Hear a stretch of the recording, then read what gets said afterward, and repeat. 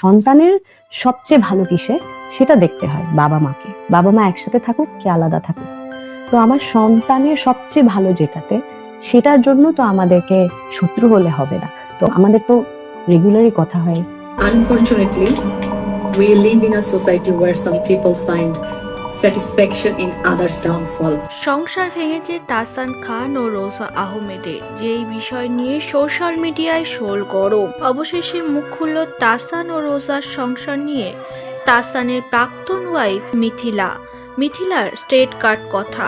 সন্তানের জন্য আমাদেরকে প্রতিদিনই ফোন করতে হতো, যে বিষয়টা মোটামুটি পছন্দ ছিল না রোজা আহমেদের। মিথিলার জন্যই নাকি সংসার ভেঙেছে রোজা ও তাহসানের। গুঞ্জন এমনও উঠেছে আবারও এক হয়ে যাচ্ছে মিথিলা ও তাহসান। মিথিলা প্রায় ফোন করত তাহসানের ফোনে, আর যেটা বউ হিসাবে অ্যাকসেপ্ট করতে পারেনি রোজা আহমেদের কথা, তিনি আমাকে বিয়ে করেছে, আমাকে নিয়েই থাকবে। তার যদি সন্তান আগের বউয়ের প্রতি এতই ভালোবাসা, তাহলে আমাকে কেন বিয়ে করেছে? অন্যদিকে মিথিলা জানিয়েছে রোজা সংসার করবে না বলে তাহসানও আমাদেরকে নিয়ে বদনাম করছে।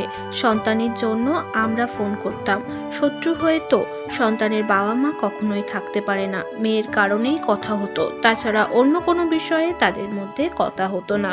কিন্তু রোজার কথা, তারা একসঙ্গে ডেটে যেত এবং সন্তান প্রায়ই তাদের বাড়িতে আসতো, যেই বিষয়গুলো ভালোভাবে নেয়নি রোজা আহমেদ। অবশেষে তিনি সেপারেশন হয়ে যায় অক্টোবর মাসে।